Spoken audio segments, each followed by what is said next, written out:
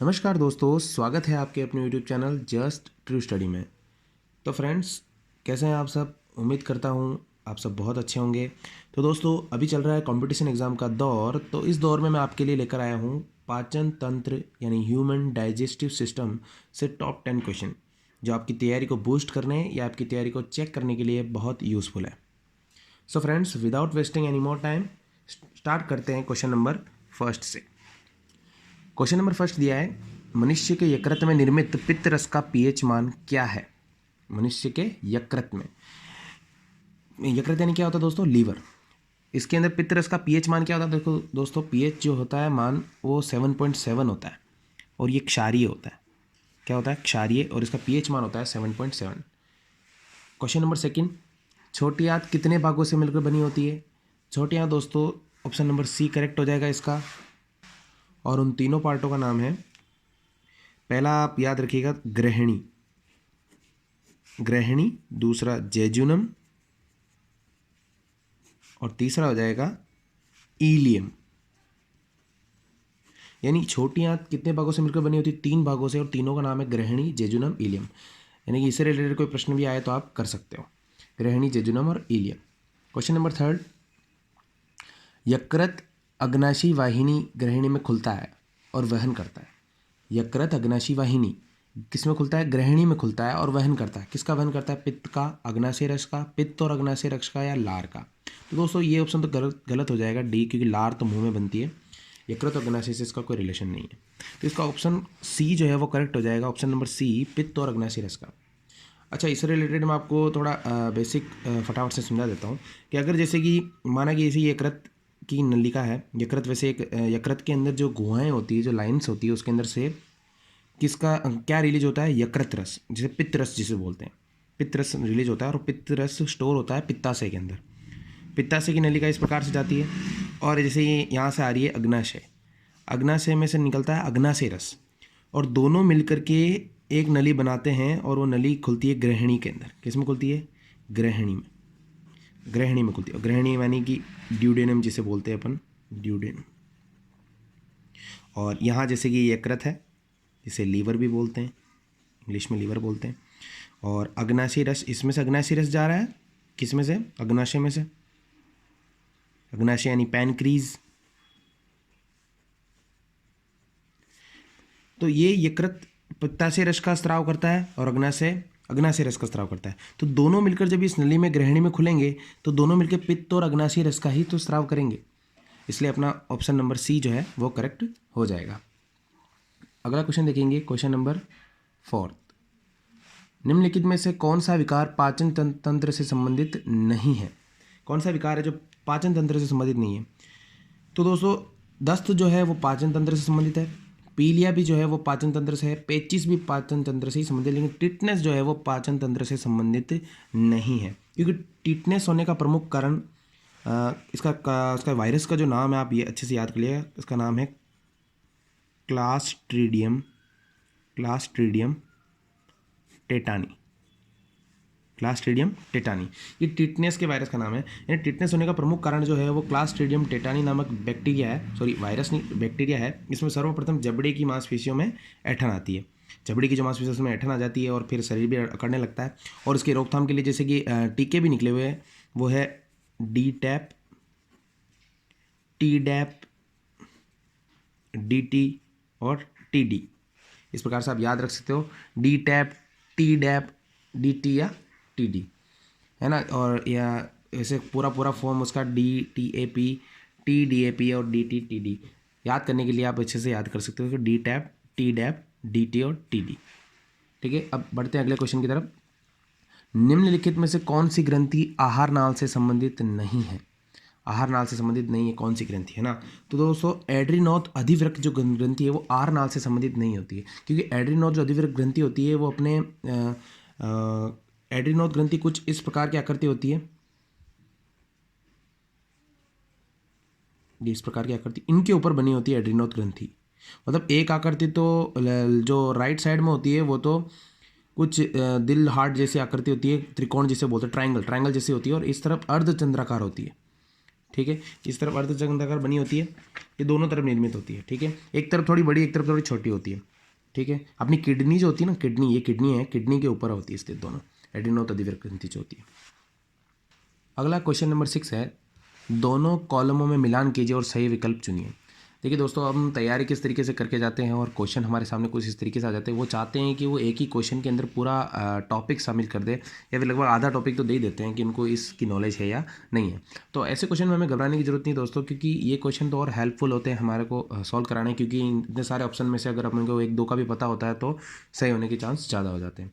जैसे कि दोस्तों इसको सॉल्व करेंगे हम ईजिली। देखो, पहला दे रखा है, भोजन के जैव दीर्घणु मानव पाचन तंत्र, आमाशय, गर्द दंती और सेरोसा। और यहाँ दे रखा है आहार नाल और संबंधित ग्रंथियाँ जबड़े की अस्थियों में अंतःस्थापित, अंतरांगों की बाहरी भित्ति सरल पदार्थों में बदल जाते हैं और जे आकार की थैलीनुमा संरचना। तो देखो दोस्तों, इसका जो ऑप्शन नंबर बी जो है वो करेक्ट हो जाएगा। मतलब A4, B1, C5, D2 और E3। मतलब ए का जो है, ए जो है 4 से मिलेगा, सरल पदार्थों में बदल जाते हैं। ये जो है वो सरल पदार्थों में बदल जाते हैं। B1 यानी मानव पाचन तंत्र जो है वो आहार नाल और संबंधित ग्रंथियाँ हैं। और आमाशय C5, आमाशय जो जे आकार की थैली से, और गर्ददंती जबड़े की अस्थियों में अंतस्थापित, और सेरोसा जो होता है वो E3 जो है अंतरांगों की बाहरी भित्ति। देखिए दोस्तों, अगर आपको जैसे कि क्वेश्चन आया तो भोजन के जैव दीर्घणु, इनमें से हमें जैसे ज़्यादातर हमें एक चीज़ का तो जैसे कन्फर्म पता ही होता है कि आमाशय जो होती है वो जे आकार की थैलीनुमा संरचना होती है, कुछ इस प्रकार से होती है आमाशय की थैली जो होती है। तो जे आकार की संरचना इसको माना जाता है। तो एक चीज़ जिससे हमें पता चल गया है, यानी कि सी का जो आंसर है, सॉरी हाँ, आमाशय जो है वो सी का आंसर सी में 5 होगा, है ना। सी में कन्फर्म है कि 5 होगा, जे आकार की थैलीनुमा संरचना। तो देखो सी में 5 इन दोनों के अंदर है, इन दोनों में था ही नहीं, मतलब ये दोनों ऑप्शन तो गलत हो ही गए, है ना। फिर हमें देखना है कि और कौन सा क्वेश्चन हम बता सकते हैं। तो मानव का पाचन तंत्र से संबंधित में बहुत सारी जानकारियाँ होती है। तो इसमें मानव का पाचन तंत्र दे रखा है कि आहार नाल और संबंधित ग्रंथियाँ होती है। बिल्कुल, मानव के पाचन तंत्र में तो आहार नाल होती है। आहार नाल आपको पता होगा, मानव का जो पाचन तंत्र होता है वो आहार नाल मुख से शुरू होकर गुदा द्वार तक खत्म होता है। तो ये आहार नाल और संबंधित ग्रंथियाँ इसी से संबंधित होगी, क्योंकि बाकी तो इससे रिलेट करता ही नहीं है। मानव पाचन तंत्र में जबड़े की स्थिति नहीं आएगी, अंतरांगों की बाहरी वृत्ति नहीं आएगी, सरल पदार्थों में और जे आकार की थैलीनुमा संरचना। तो हमें दूसरा भी पता चल गया कि मानव पाचन तंत्र जो है वो आहार नालों संबंधित ग्रंथियाँ हैं। तो बी में फर्स्ट, अच्छा बी में फर्स्ट, इसमें भी दे दिया, इसमें भी दे दिया, तो फिर और कन्फ्यूजन है।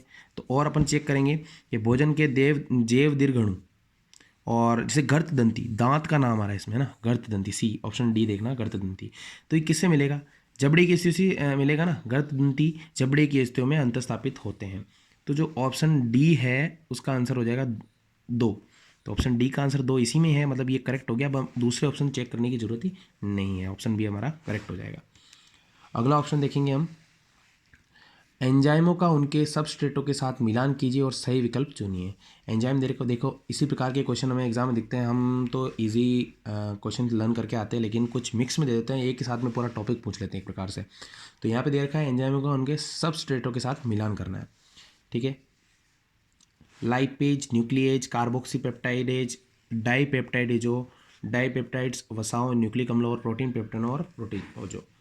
तो इसको भी हमें, इसका ऑप्शन जो ए है वो करेक्ट हो जाएगा, ऑप्शन नंबर ए, क्योंकि ए में है लाइपेज। लाइपेज का जो सबस्ट्रेट होता है वो वसा होती है, वसाओं से मिलकर बने होते हैं। बी जो ऑप्शन है न्यूक्लिएज जो है वो न्यूक्लिक अम्ल है, जो न्यूक्लिएज जो है न्यूक्लिक अम्ल से मिलेगा और ये वसाओं से। कार्बोक्सीपेप्टाइडेज सी का फर्स्ट हो जाएगा, डाईपेप्टाइडेज, डाईपेप्टाइडेज के सबस्ट्रेट है। फिर डाईपेप्टाइडेज जो है वो ऑप्शन नंबर 4 लास्ट बचा अपना, डाईपेप्टाइडेजो का हो जाएगा प्रोटीनो, पेप्टेनो और प्रोटियोजो, ठीक है। तो ये हमारा ऑप्शन नंबर 7 करेक्ट हो जाएगा। अगला क्वेश्चन नंबर 8 आपके सामने, बहुत ही सरल, मानव दंत सूत्र। दोस्तों सिंपली हमें इसको अच्छे से याद रख लेना। मानव का दंत सूत्र होता है 21-23/21-23, 2123/2123, जैसे भी आप याद करना चाहो, मानव दंत का सूत्र। अगला क्वेश्चन नंबर 9, यकृत सबसे बड़ी ग्रंथि है और विभिन्न कार्यों में उसका योगदान होता है, निम्न में से एक गलत विकल्प है, उसका चयन करें। आपको पहले जानकारी दी है, तथ्य दिया है आपके सामने कि यकृत सबसे बड़ी ग्रंथि है। बिल्कुल, देखो ये तो आपको, आप सोचते हो कि ये तो हमें प्रश्न पूछेंगे, जबकि ये तो इन्होंने ही बता दिया कि यकृत सबसे बड़ी ग्रंथि है और विभिन्न कार्यों में उसका योगदान होता है। अब निम्न में से एक गलत विकल्प है, उसका चयन करें। अभी मैंने आपको यकृत और अग्नाशय ग्रंथि के बारे में आपको बताया था कि दोनों मिलकर यकृत जो होता है वो पित्त का स्राव करता है। तो अब दे रखा है गलत ऑप्शन कौन सा है, कि यहाँ पे दे रखा है कि कार्बोहाइड्रेट उपापचय, वसा का पाचन और पित्त का बनना। देखो दोस्तों, पित्त का बनना ये तुम्हें पता ही है कि यकृत से ही पित्त का निर्माण होता है। कार्बोहाइड्रेट का उपापचय ही उनसे ही होता है और वसा का पाचन भी कौन करता है? यकृत ही करता है।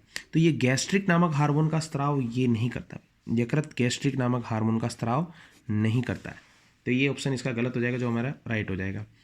तो गैस्ट्रिन हार्मोन का स्त्राव आमाशय द्वारा होता है आहार नाल के किसी भाग में जल सरल से। जैसे कि गैस्ट्रिक हार्मोन जो होते हैं उनका जो किससे होता है? आमाशय से होता है। किससे होता है? आमाशय। ये गैस्ट्रिन नामक हार्मोन का स्राव कहाँ से होता है? जबकि आमाशय से होता है। आप ये भी अच्छे से लर्न कर दीजिएगा। अगला है क्वेश्चन नंबर 10। आहार नाल के किस भाग में जल, सरल शर्कराओं और अल्कोहल का अवशोषण होता है?